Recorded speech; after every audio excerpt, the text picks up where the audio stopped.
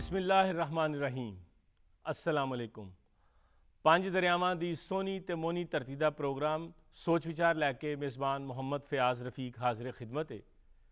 नाजरीन, करोना ने एक बार फिर साडे मुल्क के उत्ते हमला किया है तो पिछले कुछ दिनों तो कोविड-19 के मरीजों के विच खतरनाक हद तक इजाफा हो रहा है, जिसकी वजह नाल हुकूमत नूं कई सख्त इकदाम करने पै रहे हैं और मुख्तलिफ जगह पर समाजी राबतिਆਂ ਨੂੰ ਕੱਟ ਕਰਨ ਲਈ लॉकडाउन भी किया गया है। इसे मामले ते गल करन लई असीं अज दी अपनी इस बैठक च जिन्हां मेहमानां नूं दावत दित्ती है वो किसी तारुफ के मुहताज नहीं ने। सब तो पहले मेरे नाल तशरीफ रखते हैं मोहतरम जनाब प्रोफैसर डॉक्टर असद असलम साहब, ये को चेयरमैन ने कोरोना एडवाइजरी कौंसल पंजाब दे। मेरे दूसरे मोअज़्ज़ज़ मेहमान मोहतरम जनाब डॉक्टर ब्रिगेडियर रिटायर्ड वहीदुज़्ज़मान तारिक साहब, वायरस स्पैशलिस्ट ने। मैं अपने दोवां मेहमानां नूं प्रोग्राम च जी आयां नूं आखना जी। तो प्रोग्राम का आगाज़ असीं डॉक्टर असद साहब करने कि डॉक्टर साहब जी हालिया तीसरी वेव जिन्होंने असीं कह रहे हैं आई है, ये बारे कुछ सानूं दसो कि कितनी खतरनाक है, की सूरत हाल है इस वक्त। जी तीसरी वेव इस वक्त जिसका असीं सामना कर रहे हैं यह इंतहाई खतरनाक है। ये सब तो बुनियादी वजह एक तो सब नूं सानूं पता है कि बिल्कुल लोगों ने SOPs नूं ऑब्जर्व करना ही छोड़ दिता सी। एहतियात नहीं की, बिल्कुल एहतियात नहीं की। वो समझते सन कि है ही नहीं, कोरोना है ही नहीं है। पहली वेव विच इस दफ़ा भी तो पहली वेव के दौरान भी हुकूमत ने बार बार लोगों को SOP तो ऑब्जर्व करो, लेकिन पिछली वेव भी लोग डरे दे सन, इसलिए उन्होंने SOP ने ऑब्जर्व किया। इस वेव भी तो बिल्कुल निडर हो गए। अब तुम देख लो, बाजार चले जाओ, सड़क से चले जाओ, दुकान से चले जाओ, किसी जगह चले जाओ तो नज़र ही नहीं आता किसी ने मास्क पाए थे। दूसरी बुनियादी वजह एक नया वायरस है जरा बरतानिया तो आया है। तो यह वायरस असी जो ऑब्जर्व किया है बहुत ही अग्रैसिव है। तो यह बड़ा स्प्रैड बहुत तेज़ी नाल हो रहा है, यह ट्रांसफर बहुत जल्दी हो रहा है, बड़ी तेज़ी नाल हो रहा है। तो इस दे नाल जो मुतासर मरीज़ हैं बड़े क्रिटिकल हालत हस्पताल आ रहे हैं। तो यह बीमारी नूं बड़ी शिद्दत इख्तियार करने की कोई टाइम नहीं लैंदी। अज हुई है तो 2-3 दिन बड़ा सख्त किस्म का दोनों फेफड़िਆਂ ਨੂੰ ਨਮੂਨੀਆ कर ਦਿੰਦੀ है। डॉक्टर साहब ਤੁਹਾਨੂੰ ਅਸੀਂ ਸ਼ਾਮਿਲ ਗੁਫ਼ਤਗੂ करने हैं, ਤੁਸੀਂ वायरस स्पैशलिस्ट हो, माशाअल्लाह ਤੁਹਾਡੀ मौजूदगी ਅਸੀਂ फ़ायदा चुकने हैं कि जिस तरह डॉक्टर साहब ने जिक्र किया है कि ये वायरस अपनी हैयत कितनी दफ़ा तब्दील कर चुका है। पहले पहले भी तशरीफ लिया सी, ਤੁਹਾਡੇ ਕੋਲ ਪੁੱਛਿਆ ਸੀ ਤੇ ਤੁਸੀਂ ਕਿਹਾ ਕਿ ਬਾਰ-ਬਾਰ ਇਸ ਬਾਰੇ ਸਾਨੂੰ ਦੱਸੋ। देखो जी, गल ये वे कि वायरस जिहड़ा है या DNA हुंदा है या RNA, तो अपनी ਇਹਦੀ कोई मशीनरी नहीं हुंदी, साडे सैल वड़ जाता है, उस तो बाद साडी मशीनरी नूं हाईजैक कर लैंदा, ठीक, तो उहदे मुताबिक वो रेप्लीकेट करदा। DNA जिहड़ा हुंदा है वो साडी बाडी दे विच मौजूद है, तो उहदे वास्ते प्रूफ रीडिंग जिन्हों असीं कहंदे हो ना, वो गलती जिहड़ी एरर हुंदा उहनूं ठीक कर लैंदी है बाडी। RNA जदों RNA तो RNA बनदा है, क्योंकि साडे जिस्म विच ऐसा कोई निज़ाम नहीं जिहदे च RNA तो RNA बने, तो वायरस अपना निज़ाम लैके आउंदा है, तो उहदे च गलतियां हुंदियां। उन्होंने जो असीं गलतियां नूं एरर कहने आ, उन्होंने म्यूटेशन भी किया जाता है। तो वायरस आहिस्ता आहिस्ता अपनी हालत बदलता है, लेकिन सारे जीन्स नहीं बदलता, क्योंकि अगर टोटल चेंज हो जाए तो बाद वायरस खुद ख़त्म हो जाएगा या नवा वायरस बन जाएगा। तो ये कुछ क्रिटिकल हिस्से होंगे ने वायरस के जिहदे विच तब्दीली आउंदी है। जिस हुण S जीन है वो काफ़ी सारी तब्दीलियाँ आईयां ने। हुण बरतानिया जिस डॉक्टर साहब ने फरमाया है, इस वायरस को 22-23 किस्म दी तब्दीलियाँ आईयां ने, जिहदे च थोड़ा जिहा उन्हें हालत ये बदल रही है कि जिहड़ा सैल दे नाल जदों जुड़दा सी वो पहले कमज़ोर जुड़दा सी तो हुण स्ट्रांग जुड़ना शुरू हो गया। ਇਹਦੀ वजह नाल ज़्यादा खतरनाक हो गई। देखो खतरनाक जिहड़े तलक है ना, मैं तो बैन अवी तौर पर कहांगा कि वायरस फैलदा तेज़ी नाल है। अगे अगर एक मरीज़ तो 3 बंदे मुतासर होंदे सन, हुण हो सकदा 12 या 15 हो, ठीक है। जिस तक बीमारी का ताल्लुक है, बीमारी की नोईयत दे विच उस तरह कोई फर्क नहीं देखा गया, मां सवाए ये कि बच्चों के बरतानिया की रिपोर्टां जिहड़ियां ने पहले वाली टाइप्स का असर उतना नहीं सी जिन्ना ऐदा हो रहा, ठीक। तो वायरस की जी बीमारी दे जिहड़ा जिसम है वो जिसले वायरस लगता है तो वो खिलाफ रिएक्ट करता है। जिहड़ा साडा रद्दे अमल हुंदा है, जिन्होंने असीं रिएक्शन कहने हैं, वो महदूद उहदे अमल ने, तो वो उसी तरह ही हो रहा है जिस तरह पहले हो रहा सी। लेकिन जाहिर है जिस तरह डॉक्टर साहब ने फरमाया है, अगर 1 तो 3 बंदियां नूं होएगा तो घट मरीज़ आउणगे, जे 1 तो 20 नूं होएगा तो ज़्यादा हो तो तुहाडे कोल ज़्यादा आउणगे, ठीक है ना। तो उस तरह तुहाडी जिहड़ी तादाद प्रपोर्शन दी वध जाएगी। ਤੇ ਡਾਕਟਰ ਸਾਹਿਬ ਤੁਸੀਂ ਇਹ ਦੱਸੋ ਅਸਰ ਸਾਹਿਬ ਕਿ ਇਹ ਜਦੋਂ ਵਾਇਰਸ ਹੁਣ ਜਿਹੜੀ ਤੀਸਰੀ ਵੇਵ ਆਈ ਹੈ ਇਹਦੇ ਚ ਅਲਾਮਤਾਂ ਵੀ ਕੋਈ ਫਰਕ ਨੇ ਮਤਲਬ ਪਹਿਲੇ ਜਿਵੇਂ ਕਹਿ ਰਹੇ ਸੀ ਕਿ ਤੁਹਾਨੂੰ ਖੁਸ਼ਕ ਖਾਂਸੀ ਹੋਏਗੀ ਜਾਂ ਬੁਖਾਰ ਹੋਏਗਾ ਤੇ ਹੁਣ ਇਸ ਵੇਵ ਦੇ ਵਿੱਚ ਅਸੀਂ ਸੁਣ ਰਹੇ ਹਾਂ ਕਿ ਸ਼ਾਇਦ ਕੋਈ ਨਵੀਆਂ ਅਲਾਮਤਾਂ ਵੀ ਜ਼ਾਹਰ ਹੁੰਦੀਆਂ ਨੇ, ਉਹਦੇ ਬਾਰੇ ਕੋਈ ਦੱਸੋ ਸਾਨੂੰ। ਬੁਖਾਰ, ਜਿਸਮ ਦਾ ਦੁਖਣਾ, ਟੇਸਟ ਜਾਂ ਸਮੈਲ ਦਾ ਖਤਮ ਹੋਣਾ, ਇਲਾਮਾਤ ਬੇਸਿਕਲੀ ਉਹੀ ਹਨ, ਲੇਕਿਨ ਇਹ ਬੜੀ ਤੇਜ਼ੀ ਨਾਲ ਸ਼ਿੱਦਤ ਇਖਤਿਆਰ ਕਰ ਜਾਂਦਾ ਹੈ। ਬੁਖਾਰ ਟੁੱਟਦਾ ਨਹੀਂ ਹੈ, ਫੇਫੜਿਆਂ ਨੂੰ ਬਹੁਤ ਤੇਜ਼ੀ ਨਾਲ ਮੁਤਾਸਰ ਕਰ ਦਿੰਦਾ ਹੈ। ਇਸ ਵਾਸਤੇ 1-2 ਦਿਨ ਪਹਿਲੇ ਮਰੀਜ਼ ਪਹਿਲੀ ਵੇਵ ਵੀ ਤਾਂ 4-4 5-5 ਦਿਨ ਮਰੀਜ਼ ਕਰ ਜਾਂਦਾ ਸੀ, ਅੱਲਾ ਸ਼ੁਕਰ ਰਿਕਵਰ ਕਰ ਜਾਂਦਾ ਸੀ। ਲੇਕਿਨ ਹੁਣ ਮਰੀਜ਼ 1-2 ਦਿਨ ਹੀ ਕਰ ਰਹਿੰਦੇ ਨੇ, ਇਤਨੀ ਤੇਜ਼ੀ ਨਾਲ ਉਹਨਾਂ ਦੀ ਸੈਚੂਰੇਸ਼ਨ ਕਮ ਹੁੰਦੀ ਹੈ ਕਿ 2 ਦਿਨਾਂ ਬਾਅਦ ਉਹਨਾਂ ਦੀ 90-92 ਤੋਂ ਘੱਟ ਹੋ ਕੇ 75 ਤੱਕ ਚਲੀ ਜਾਂਦੀ ਹੈ। ਉਹ ਸਟੇਜ ਹੁੰਦੀ ਹੈ ਜਦੋਂ ਦੋਨੋਂ ਫੇਫੜੇ ਪੂਰੀ ਤਰ੍ਹਾਂ ਮੁਤਾਸਰ ਹੋ ਜਾਣ। ਫਿਰ ਉਹ ਘਰ ਵਾਲੇ ਉਹਨਾਂ ਨੂੰ ਮਰੀਜ਼ ਨੂੰ ਐਂਬੂਲੈਂਸ ਤੇ ਪਾ ਕੇ ਲੈ ਕੇ, ਤੇ ਸਾਡੇ ਕੋਲ ਕੋਈ ਹੱਲ ਨਹੀਂ ਹੁੰਦਾ ਕਿ ਸਵਾਏ ਉਹਨੂੰ ICU ਜਾਂ ਹਾਈ ਡਿਪੈਂਡੈਂਸੀ ਯੂਨਿਟ ਹੀ ਰੱਖੀ, ਹਾਈ ਫਲੋ ਆਕਸੀਜਨ ਤੇ ਰੱਖੀ। ਡਾਕਟਰ ਸਾਹਿਬ ਇਹ ਹਕੂਮਤੀ ਇਕਦਾਮਾਤ ਦੇ ਬਾਰੇ ਵੀ ਕੋਈ ਦੱਸੋ, ਕਿਉਂਕਿ ਤੁਸੀਂ ਇੱਕ ਕੋ-ਚੇਅਰਪਰਸਨ ਔਰ ਸਾਰਾ ਨੂੰ ਕਰੋਨਾ ਦੇ ਮਾਮਲੇ ਨੂੰ ਦੇਖ ਰਹੇ ਹੋ ਬੜਾ ਕਲੋਜ਼ਲੀ, ਤੇ ਉਹਦੇ ਬਾਰੇ ਦੱਸੋ। ਜੀ ਅਲਹਮਦੁਲਿਲਾ ਜੀ, ਕਿ ਜਿੱਥੇ ਤੱਕ ਇੰਤਜ਼ਾਮਾਤ ਦਾ ਤਾਲੁਕ ਹੈ, ਦੇਖੋ ਲਾਹੌਰ ਹੀ ਸਿਰਫ 200 ਵੈਂਟੀਲੇਟਰ ਐਲੋਕੇਟਡ ਹਨ ਫॉर ਕੋਵਿਡ ਪੇਸ਼ੈਂਟ, 500 ਤੋਂ ਜ਼ਿਆਦਾ ਬੈੱਡ ਐਲੋਕੇਟਡ ਹਨ ਹਾਈ ਡਿਪੈਂਡੈਂਸੀ ਯੂਨਿਟ। ਇਸ ਤੋਂ ਇਲਾਵਾ 3000 ਬੈੱਡ ਦੇ ਵਾਰਡਾਂ ਪੂਰੇ ਹਸਪਤਾਲਾਂ 'ਚ ਤਿਆਰ ਹਨ। ਇਸ ਵਕਤ ਆਕੂਪੈਂਸੀ ਰੇਟ ਜਿਹੜਾ ਹੈ ਹਾਈ ਡਿਪੈਂਡੈਂਸੀ ਯੂਨਿਟ ਦਾ 49% ਹੈ, ਤੇ 49.5% ਦੀ ਆਕੂਪੈਂਸੀ ਰੇਟ ਵੈਂਟੀਲੇਟਰ ਬੈੱਡਸ ਹੈ। ਜਿੱਥੇ ਤੱਕ ਦਵਾਈਆਂ ਦਾ ਤਾਲੁਕ ਹੈ, ਮਸ਼ੀਨਾਂ ਦਾ ਤਾਲੁਕ ਹੈ, ਮਸ਼ੀਨ ਇਕੁਇਪਮੈਂਟ ਦਾ ਤੇ ਹਿਊਮਨ ਰਿਸੋਰਸ ਦਾ, ਇਤਨੀ ਵਾਫਰ ਮਕਦਾਰ ਵਿੱਚ ਬਜਟ ਐਲੋਕੇਟਡ ਹੈ ਤੇ ਅਦਵੀਆਤ ਮੁਹੱਈਆ ਕੀਤੀਆਂ ਨੇ ਹੁਕੂਮਤ ਨੇ, ਤੇ ਕਿਸੇ ਕਿਸਮ ਦਾ ਤਿਆਰੀ ਦੇ ਸਾਹਮਣਾ ਕੋਈ ਪਰੇਸ਼ਾਨੀ ਕੋਈ ਨਹੀਂ ਹੈ। ਪਰੇਸ਼ਾਨੀ ਇਹ ਹੈ ਕਿ ਲੋਕਾਂ ਦੀ ਬੇਹਤਿਆਤੀ ਦੀ ਵਜ੍ਹਾ ਨਾਲ ਤੇ ਉੱਪਰ ਨਏ ਕਿਸਮ ਦੀ ਬਾਰਿਸ਼ ਦੀ ਵਜ੍ਹਾ ਨਾਲ ਜਿਸ ਤੇਜ਼ੀ ਨਾਲ ਇਹ ਵੱਧ ਰਿਹਾ ਹੈ, ਅਸੀਂ ਅੱਲਾ ਨਾ ਕਰੇ ਤੁਹਾਨੂੰ ਸਾਰੇ ਬਿਹਤਰ 100% ਆਕੂਪੈਂਸੀ ਦੇਖਣੀ ਪਏ, ਲੇਕਿਨ ਅਜੇ ਵੀ ਵਕਤ ਹੈ, ਇਹਤਿਆਤ ਕਰ ਲਵਣ, SOPs ਅਪਣਾ ਲਵਣ ਤਾਂ ਕਿ ਉਹ ਦਿਨ ਨਾ ਦੇਖਣਾ ਪਏ। ਤੇ ਡਾਕਟਰ ਸਾਹਿਬ ਤੁਸੀਂ ਇਹ ਦੱਸੋ ਕਿ ਬਰਗੜੀ ਸਾਹਿਬ ਕਿ ਅਸੀਂ 1 ਸਾਲ ਤੋਂ ਇਸ ਬਿਮਾਰੀ ਨੂੰ ਦੇਖ ਰਹੇ ਹਾਂ, ਕਮ ਸੇ ਕਮ ਸਾਡੇ ਇੱਕ ਮੁਲਕ 'ਚ 1 ਸਾਲ ਤੋਂ ਜ਼ਿਆਦਾ ਹੋ ਗਿਆ, ਤੇ ਆਇਆ ਸਾਡੇ ਡਾਕਟਰ ਟ੍ਰੇਨਡ ਹੋ ਗਏ ਨੇ, ਸਾਨੂੰ ਸਮਝ ਆ ਗਈ ਕਿ ਸਾਨੂੰ ਕੀ ਕਰਨਾ ਚਾਹੀਦਾ ਹੈ, ਕਿਸ ਤਰ੍ਹਾਂ ਕਰਨਾ ਹੈ, ਇਹਨੂੰ ਕਿਸ ਤਰ੍ਹਾਂ ਅਸੀਂ ਇਹਦੇ ਨਾਲ ਆਪਣੀ ਜ਼ਿੰਦਗੀ ਨੂੰ ਵੀ ਲੈ ਕੇ ਚੱਲਣਾ ਹੈ। ਜਦੋਂ ਇਹ ਵਾਇਰਸ ਆਇਆ ਹੈ ਤੇ ਮੈਂ ਮੁਲਕ 'ਚ ਨਵਾਂ ਸਾਂ, ਬੜਾ ਅਰਸਾ ਮੈਂ ਬਾਹਰ ਰਿਹਾ ਵਾ। ਜਦੋਂ ਵਾਪਸ ਆਇਆ ਤੇ ਟ੍ਰੇਨਿੰਗ ਦਾ ਵੀ ਮੈਂ ਹਿੱਸਾ ਸਾਂ। ਲਾਜ਼ਮੀ ਤੌਰ ਤੇ ਸ਼ੁਰੂ ਵਿੱਚ ਇਲਮ ਨਹੀਂ ਸੀ, ਲੋਕਾਂ ਦੀ ਟ੍ਰੇਨਿੰਗ ਹੋਈ, ਔਰ ਟ੍ਰੇਨਿੰਗ ਮੈਡੀਕਲ ਦੇ ਵਿੱਚ ਹੁੰਦੀ ਹੈ ਆਪਣੇ ਤਜਰਬੇ ਨਾਲ। ਜਿਉਂ ਅਸੀਂ ਮਰੀਜ਼ ਦੇਖੇ ਨੇ, ਜਿਉਂ ਅਸੀਂ ਉਹਨਾਂ ਨੂੰ ਤਸ਼ਖੀਸ ਕੀਤੀ ਹੈ, ਜਿਉਂ ਉਹਨਾਂ ਨੂੰ ਡੀਲ ਕੀਤਾ, ਸਾਡਾ ਤਜਰਬਾ ਵਧਿਆ ਹੈ।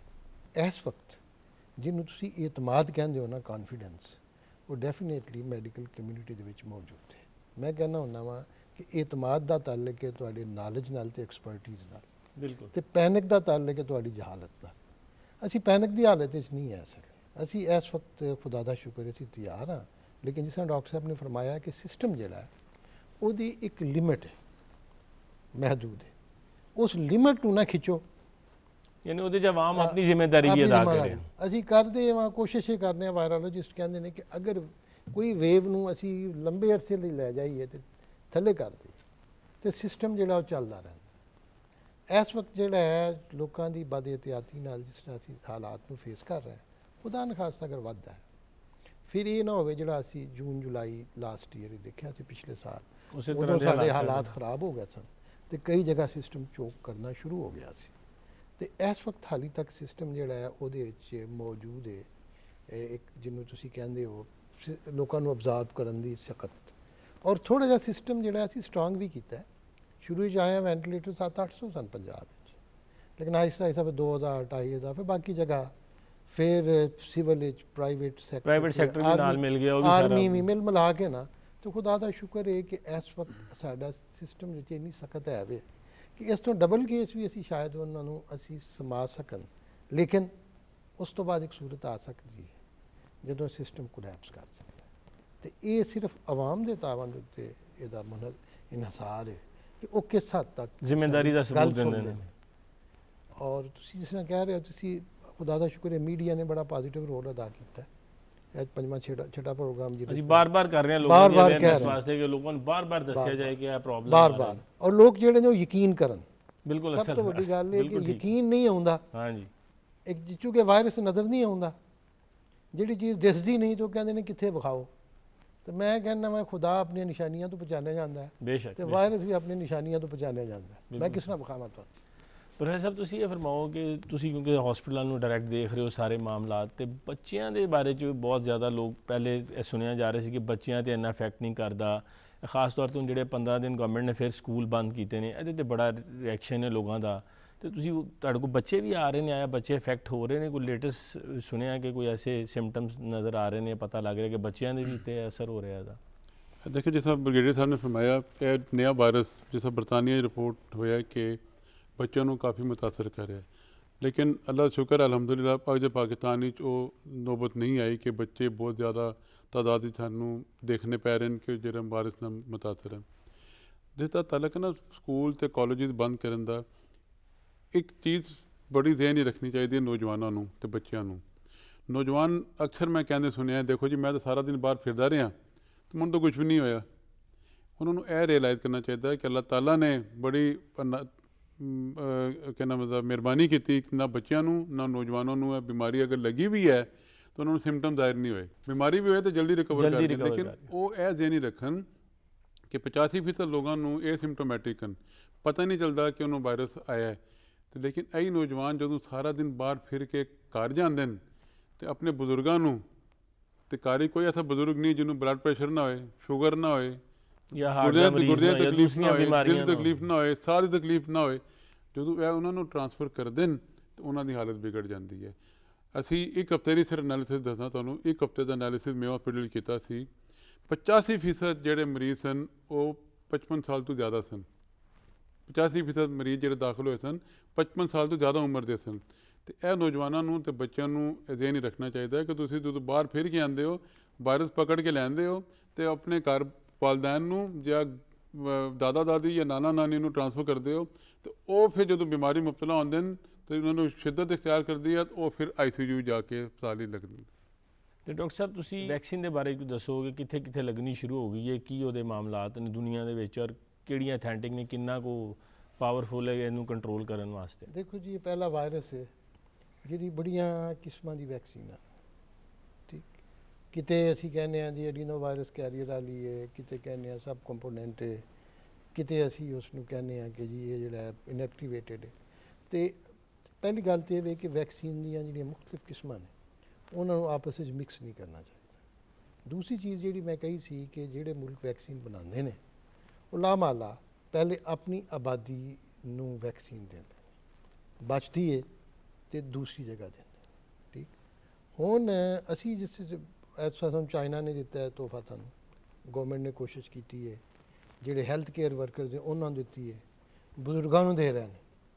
ਲੇਕਿਨ ਕੋਈ ਵੀ ਗੌਰਮੈਂਟ ਦੁਨੀਆ ਦੀ ਹੋਏ, ਖਸੂਸਨ ਸਾਡੀ ਗੌਰਮੈਂਟ, ਮੈਂ ਬਾਕੀ ਮੁਲਕਾਂ ਦੀ ਗੱਲ ਨਹੀਂ ਕਰਦਾ, ਉਹਦੇ ਵੱਸ ਵਿੱਚ ਨਹੀਂ ਕਿ ਹਰ ਬੰਦੇ ਨੂੰ ਵੈਕਸੀਨ ਦੇਵੇ। ਲਾਮਾਲਾ ਮੁਖਤਲਿਫ ਕਿਸਮ ਦੀਆਂ ਵੈਕਸੀਨਸ ਹੁੰਦੀਆਂ, ਪ੍ਰਾਈਵੇਟ ਸੈਕਟਰ ਵਿੱਚ ਵੀ ਹੁੰਦੀਆਂ, ਗੌਰਮੈਂਟ ਸੈਕਟਰ ਵਿੱਚ ਵੀ ਹੁੰਦੀਆਂ। ਠੀਕ, ਹੁਣ ਅਗਲੀ ਗੱਲ ਜਿਹੜੀ ਹੈ ਉਹ ਇਹ ਵੇ ਕਿ ਵੈਕਸੀਨ ਕਿੰਨੀ ਇਫੈਕਟਿਵ ਹੈ। ਇਸ ਵਕਤ ਤੱਕ ਦਾਅਵੇ ਮੁਖਤਲਿਫ ਨੇ, ਕੋਈ 65% ਕਹਿੰਦਾ ਹੈ, ਕੋਈ 92% ਕਹਿੰਦਾ।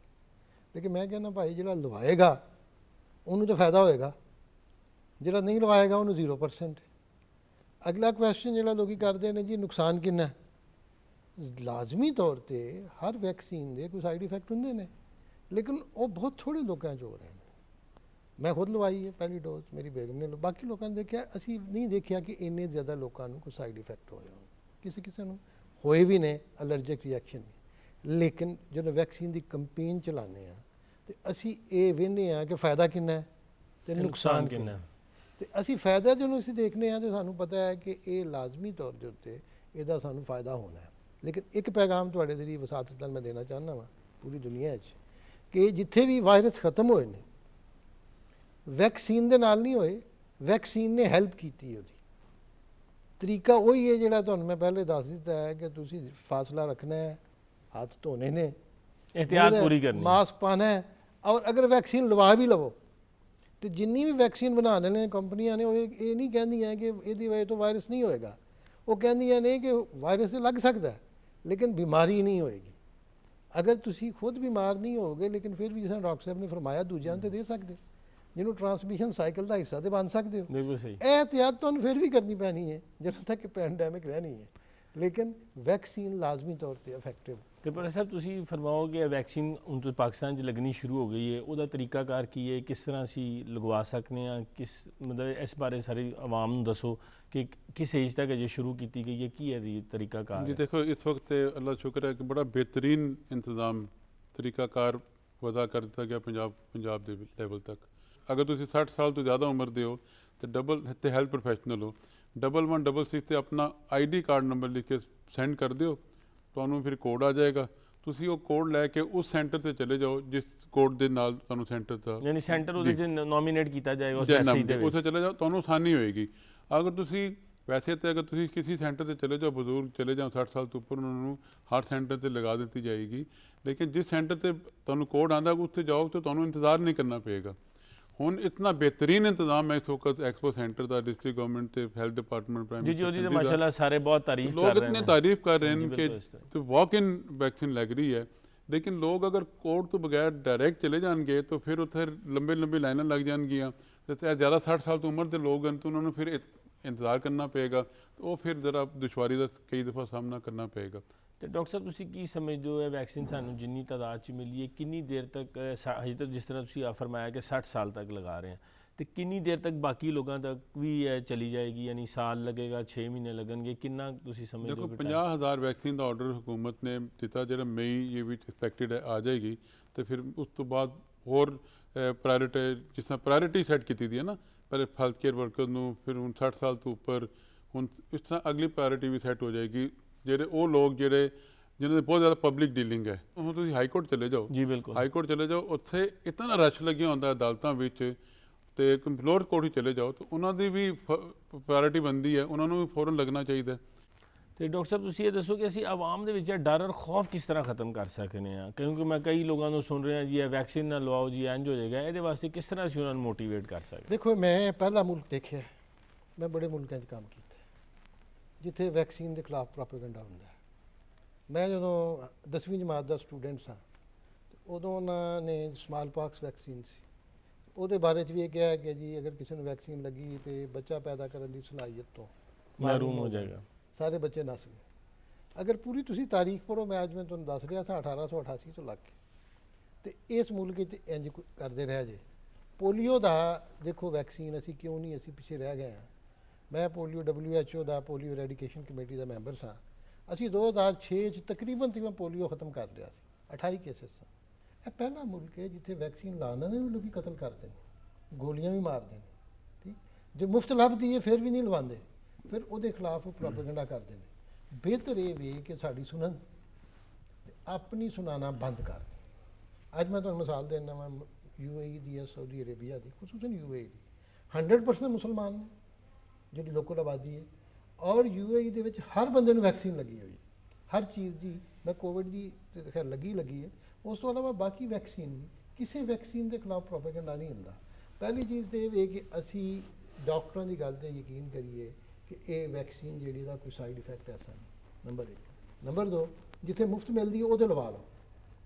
ਫਿਰ ਐਸੇ ਵੀ ਲੋਕ ਨੇ, ਮੈਂ ਬੜੀ ਤਾਦਾਦ ਦੇ ਜਿਹੜੇ ਸਾਨੂੰ ਰਾਬਤਾ ਕਰ ਰਹੇ ਨੇ, ਪਿਛਲੇ ਹਫਤੇ ਹੀ ਮਿਨਿਸਟਰ ਆਫ ਹੈਲਥ ਨੇ ਉਹਨਾਂ ਬੁਲਾਇਆ ਸੀ ਸਾਨੂੰ ਮੀਟਿੰਗ ਵਿੱਚ, ਉਹਨੇ ਕਿਹਾ ਸੀ ਪ੍ਰਾਈਵੇਟ ਸੈਕਟਰ ਵੀ ਵੈਕਸੀਨ ਲਾਏ, ਕਿਉਂ ਗਵਰਨਮੈਂਟ ਦੇ ਵਾਸਤੇ ਨਹੀਂ ਹੋਏਗਾ ਸਾਰਿਆਂ ਨੂੰ ਕਵਰ ਕਰਨਾ। ਤੇ ਅਸੀਂ ਹਜ਼ਾਰਾਂ ਲੋਕ ਐਸੇ ਵੀ ਨੇ ਜਿਹੜੇ ਰੋਜ਼ ਫੋਨ ਕਰਕੇ ਪੁੱਛ ਰਹੇ ਨੇ ਕਦੋਂ ਵੈਕਸੀਨ ਆਏਗੀ। ਤਾਂ ਮੇਰਾ ਯਕੀਨ ਹੈ ਕਿ ਇਨਸ਼ਾਅੱਲਾ ਇੱਕ ਬੜੀ ਤਾਦਾਦ ਅਕਲਮੰਦ ਲੋਕਾਂ ਦੀ ਵੀ ਇਸ ਮੁਲਕ 'ਚ ਹੈ ਵੇ, ਜਿਹੜੇ ਬੇਵਕੂਫੀ ਤੋਂ ਉੱਤੇ ਹੋ ਕੇ ਵੀ ਸੋਚਦੇ ਨੇ।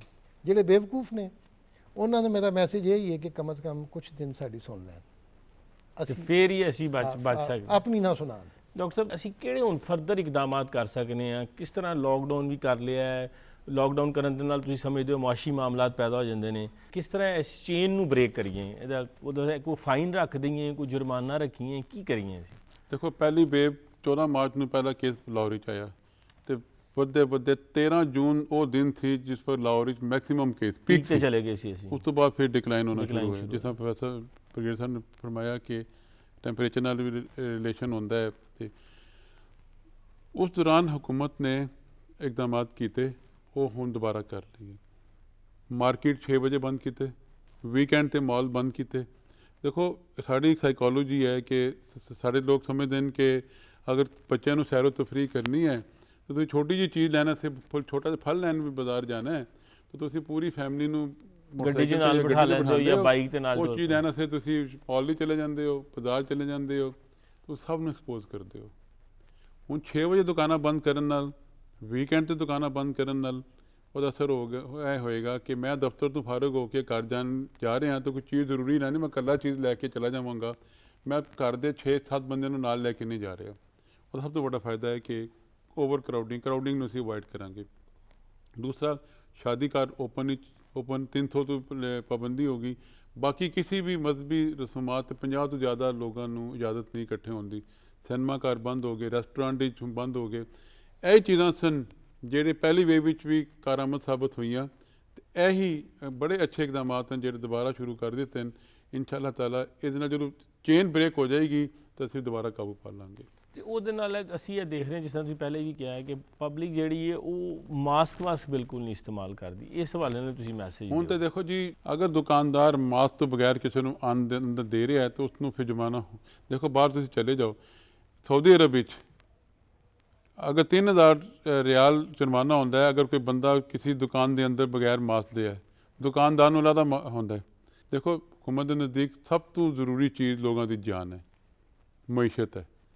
ਉਹ ਕਹਿੰਦੇ ਜਾਨ ਵੀ ਬਚਾਏ, ਮਈਸ਼ਤ ਵੀ ਚੱਲਦਾ ਰਹੇ, ਤੇ ਜੁਰਮਾਨੇ ਤਾਂ ਕਰਨੇ ਪੈਣਗੇ। ਹਰ ਸ਼ਖਸ ਨੂੰ ਇੱਕ ਜ਼ਿੰਮੇਦਾਰ ਸ਼ਹਿਰੀ ਹੋਣ ਦਾ ਸਬੂਤ ਦੇਣਾ ਪਏਗਾ, ਫਿਰ ਹੀ ਇਹ ਬਿਮਾਰੀ ਨੂੰ ਅਸੀਂ ਕੰਟਰੋਲ ਕਰ ਸਕਦੇ। ਤੇ ਡਾਕਟਰ ਸਾਹਿਬ, ਤੁਸੀਂ ਵਾਇਰਸ ਸਪੈਸ਼ਲਿਸਟ ਹੋ, ਤੁਸੀਂ ਵੈਸੇ ਸਾਨੂੰ ਇਸ ਬਾਰੇ ਇਹ ਦੱਸੋ ਖਾਸ ਤੌਰ ਤੇ ਕਿ ਕੀ ਸਮਝਦੇ ਹੋ ਤੁਸੀਂ ਕਿ ਕਿੰਨੀ ਕੁ ਪਬਲਿਕ ਨੂੰ, ਯਾਨੀ ਮਿਸਾਲ ਹੈ ਜਿਸ ਤਰ੍ਹਾਂ ਪਾਕਿਸਤਾਨ ਅਸੀਂ ਐਗਜ਼ਿਊਮ ਕਰ ਲੈਂਦੇ ਹਾਂ ਕਿ 25% ਨੂੰ ਅਜੇ ਲੱਗ ਰਹੀ ਹੈ, ਕਿ 75% 90% ਤੱਕ ਆਵਾਮ ਨੂੰ ਲੱਗੇ, ਫਿਰ ਅਸੀਂ ਕੋਈ ਮਤਲਬ ਕਲੋਜ਼ ਚਲੇ ਜਾਵਾਂਗੇ ਜਾਂ ਅਸੀਂ ਬਿਹਤਰ ਹੋ ਜਾਵਾਂਗੇ, ਜਾਂ ਸਾਡੇ ਇਹਦੀ ਚੇਨ ਅਸੀਂ ਬ੍ਰੇਕ ਕਰਨ 'ਚ ਕਾਮਯਾਬ ਹੋ ਜਾਵਾਂਗੇ, ਜਾਂ ਜਦੋਂ ਥੋੜ੍ਹੇ ਕਿਸੇ ਹੱਦ ਤੱਕ ਮਹਿਫੂਜ਼ ਹੋ ਜਾਵਾਂਗੇ? ਦੇਖੋ, ਦੋ ਚੀਜ਼ਾਂ ਨੇ।